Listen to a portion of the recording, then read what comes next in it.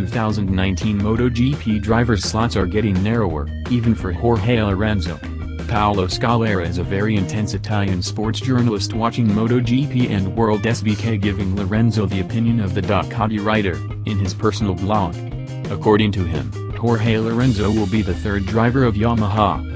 With the top MotoGP riders already sorted, although Dovizioso has been waiting until Le Mans sign it, there is only one really exciting rider still available, and that's Jorge Lorenzo. There's no point in torturous or blindfolded if he's a five-time world champion. The Spaniard is a champion whose talent is not diminished by the fact he cannot tame Ducati's Mosi Dizzy. In the past, Melandri found himself in the same condition, with his teammate Stoner doing a better job, as Dovizioso is currently compared to Lorenzo, as well as Valentino Rossi, about whom we would say no more. In fact, the list of drivers who have tried and failed is too long to discuss here. Ducati is not an easy bike, and let's stop pretending it's different from the Stoner era. Casey wins with it, while Valentino soon realizes that he will never get anywhere quickly. We are talking about different years of cursing, and different engineers developed it. Filippo Preziosi and Gigi Deligna may be at the opposite end of the scale, but the philosophy of construction is paramount.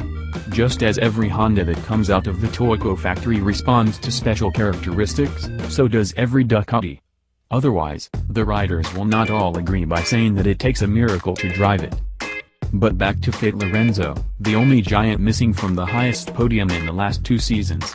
Where would he go if he left Borgo Panigale?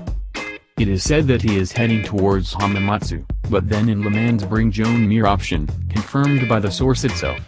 Investment facts are relatively safe given that after scoring the Moto3 title, it only takes 5 races to reach the Moto2 podium.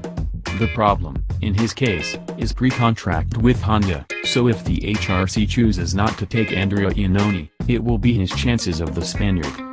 As a possible scenario, Maniac has seen the possibility of moving to Aprilia. Like Danilo Petrucci, just in case Jack Miller was chosen for him and he was not promoted to the factory team with Dovizioso.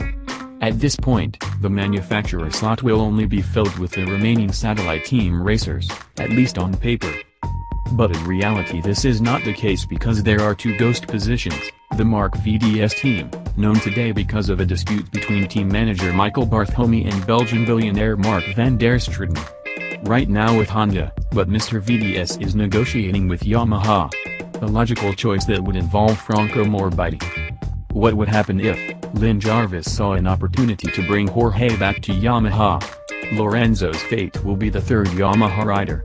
The third driver is something that Honda and Ducati have been doing for a while and will be a good choice. Considering Vinales' recent comments, perhaps Ramon Forcada can join, as did Ducati with the technicians at Pramac, in safe condition because it has the third rider to win. We believe this move will be approved by Carmelo Ezpeleta, who cannot let Marc Marquez swim by himself with his championship. Sure, there are some points that stick out. Mark van der Struten prefers young people in Moto2 and wants to see Alex Marquez up to the top class, but to be honest we do not see 2 Spaniards are on the same level. Therefore, considering there will not be 2 more Suzuki, although they've been promising this since Kevin Schwitz's time but it never materialized, and Aprilia will not supply the satellite team, so now more racers than available racing motors. But it could be someone will be left alone, and it will be a scandal if he is Jorge Lorenzo.